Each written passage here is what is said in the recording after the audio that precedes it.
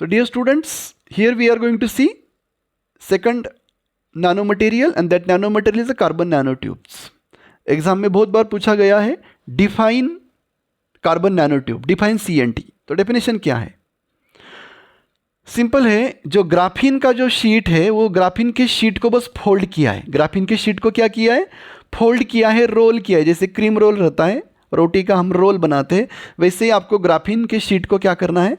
Role करना है, role fold करना है. तो carbon nanotubes can be considered as cylinders. क्या कंसिडर किया है? सिलिंडर्स. और सिलिंडर कैसे बने? Formed by rolling. किसको रोल किया? ग्राफीन शीट को रोल किया, या आप बोल सकते हो ग्रेफाइट के शीट को रोल किया. और मोस्टली वो जो सिलिंडर है एक साइड से या दोनों साइड से क्लोज किया जाता है by using a graphene cap और ग्राफाइट की cap. So carbon nanotubes can be considered as a cylinders formed by, कैसे बने? रोलिंग, रोलिंग और फोल्डिंग. किसको फोल्ड किया? ग्रेफाइट के शीट को फोल्ड किया. एंड मोस्टली एक साइड या दोनों साइड से वो क्या है? क्लोज है. ये डायग्राम बस इंफॉर्मेशन के लिए, एग्जाम में नहीं निकालना है, ये बस यहाँ पे आपको डेफिनेशन लिखना है. उसके बाद इसके टाइप्स है. तो CNT के दो मेन टाइप्स है, एग्जाम में पूछा जाता है explain the types of CNT. तो स्टूडेंट्स बस ये दो टाइप्स लिखते हैं. तो ये दो टाइप्स के साथ साथ ही SWCNT के 3 टाइप्स है, वो भी आपको लिखना है. ऐसे टोटल 5 टाइप्स है, आगे जाके हम देखेंगे. तो सबसे पहले आपको ये दो इंपॉर्टेंट टाइप्स लिखने हैं. तो SWCNT यानी कि क्या है? Single wall. यानी कि आपको बस सिंगल शीट को लेना है, एक ही शीट को लेना है और उसे रोल करना है, उसे फोल्ड करना है. So single walled carbon nanotube कैसे बना? फॉर्म्ड बाय रोलिंग और फोल्डिंग. फोल्ड करो, कितने शीट को फोल्ड करना है? सिंगल शीट को ही फोल्ड करना है, तो आपको मिलेगा single wall.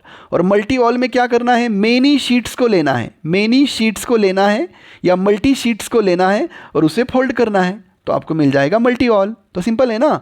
Single walled carbon nanotube यानी कि सिंगल शीट को रोल करो, एंड मल्टी वॉल यानी कि मेनी शीट्स को रोल करो.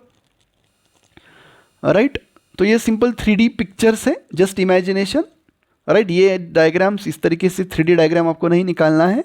यहाँ पे आप देख सकते हो सिंगल वॉल कैसे दिखता है, मल्टी वॉल कैसे दिखता है. राइट. इसके बाद आप इसके टाइप्स देख सकते हो. अभी ये टाइप्स लिखना जरूरी है. ये टाइप्स किसके हैं? सिंगल ऑल के. आपने इसके पहले लिखा था सिंगल ऑल, मल्टी ऑल, लेकिन सिंगल ऑल का भी आपको टाइप्स लिखना है. और सिंगल ऑल के टाइप्स क्या है? 3 टाइप्स है. आर्मचेयर जिगजैग का एक ग्रुप है एंड हेलिकल और कायरल का दूसरा ग्रुप है. 2 ही ग्रुप है, यानी कि 3 टाइप्स. एक ग्रुप में 2 टाइप्स और दूसरे ग्रुप में तीसरा टाइप. आर्मचेयर एंड जिगजैग दोनों के दोनों अकायरल है. ये इंपॉर्टेंट वर्ड है, अब तो बोलना है आपको कि आर्मचेयर जिगजैग अकायरल फॉर्म है. कौन सा फॉर्म है? Achiral form. राइट. यानी कि वो सिमेट्रिकल नहीं है. अकायरल यानी कि सिमेट्रिकल नहीं है. तो its mirror image is similar to original structure. Its mirror image is similar to original structure. तो अकायरल फॉर्म जो है, राइट, उसका मिरर इमेज जो है वो सिमिलर है. किससे सिमिलर है? ओरिजिनल स्ट्रक्चर से सिमिलर है. राइट. तो यहाँ पे मैंने एक मिस्टेक किया. आर्मचेयर जिगजैग ये जो है वो सिमेट्रिकल फॉर्म है और सिमेट्रिकल फॉर्म अकायरल रहता है. मैंने गलती से बोला था असिमेट्रिक, लेकिन अकायरल फॉर्म है वो सिमेट्रिक रहता है. राइट. एग्जाम में क्या लिखना है वो याद में रखो, सिंपल, बाकी छोड़ दो. Armchair zigzag is achiral form. Right. और उसके बाद लिखना है its mirror image is similar to original structure. कितना सिंपल वर्डिंग है. क्या बोला है? आर्मचेयर जिगजैग अकायरल फॉर्म है और उसके बाद उसका मिरर इमेज जो है वो सिमिलर है टू द ओरिजिनल स्ट्रक्चर. और हेलिकल कायरल में क्या बोलोगे? बस थोड़ा चेंज करोगे. अकायरल के जगह पे कायरल बोलोगे एंड सिमिलर के जगह पे नॉट सिमिलर बोलोगे. हो गया ना आसानी से. सो हेलिकल और कायरल क्या होगा? हेलिकल और कायरल जो है वो कायरल फॉर्म होगा और उसका mirror image is similar to original structure, क्योंकि वो ट्विस्टेड स्ट्रक्चर है. वो क्या है? Twisted structure. इतना ही लिखना है टाइप्स में. और उसके बाद उसके डायग्राम्स निकालने हैं. राइट। तो यहाँ पे आप डायग्राम्स देख सकते हो। ऊपर जो 3D व्यू दिया है वो डायग्राम नहीं निकालना है, नीचे मैंने जो वर्टिकल फॉर्म में जो हेक्सागोनल शीट्स दिखा है वही आपको दिखाना है। आर्म चेयर का ये पहला डायग्राम होगा, जिगजैग का ये दूसरा डायग्राम होगा, जैसे टूथब्रश जिगजैग रहता है, और हेलिकल का बस आपको थोड़ा सा वो हेक्सागोनल रिंग्स को ट्विस्ट करना है। तो ये 3 डायग्राम्स आपको कंपलसरी एग्जाम में लिखना है। 3 कौन से? ये नीचे के जो 3 हैं जो वर्टिकल अलाइनमेंट में मैंने आपको दिखाए हैं, right. Arm chair, zigzag and helical.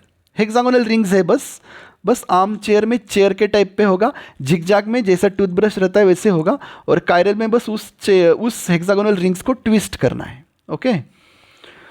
उसके बाद आपको लिखने हैं प्रॉपर्टीज। प्रॉपर्टीज सिंपल है, high thermal conductivity, high electrical conductivity. कितना आसान है, high thermal conductivity, high electrical conductivity. चौथा, सरफेस एरिया ज़्यादा है, और लास्ट वन, अगर सरफेस एरिया ज़्यादा है तो डेंसिटी कम होगी। तो simple properties, high thermal conductivity, high electrical conductivity, surface area उसका ज़्यादा है और डेंसिटी क्या है? कम है। उसके बाद एप्लीकेशंस। तो एप्लीकेशंस क्या है? 4 एप्लीकेशन लिखने हैं आपको एग्जाम में। ड्रग डिलीवरी में यूज़ किया है, स्टेरियो स्पेसिफिक रिएक्शन में यूज़ किया है, हाइड्रोजन स्टोरेज में यूज़ किया है, कैटलिस्ट बोल के यूज़ किया है, मास्क बनाने में यूज़ किया है, और कोटिंग में यूज़ किया है। तो आपकी चॉइस है, आपको कौन से एप्लीकेशन लिखना है। तो कैटलिस्ट कोटिंग कीवर्ड्स याद में रखो। कैटलिस्ट कोटिंग 2 हो गए, उसके बाद हाइड्रोजन स्टोरेज 3 हो गया, और चौथा आसान है मास्क। तो सिंपल हो गया, कैटलिस्ट 1, कोटिंग दूसरा, हाइड्रोजन स्टोरेज तीसरा, एंड मास्क चौथा। So in this way we see in the definition of CNT, types of CNTs along with their diagrams, उसके बाद उसके प्रॉपर्टीज एंड एप्लीकेशंस। तो एग्जाम में ये सारे पॉइंट्स आपको क्या करना है? लिखने हैं along with diagrams. Okay. So thank you for watching.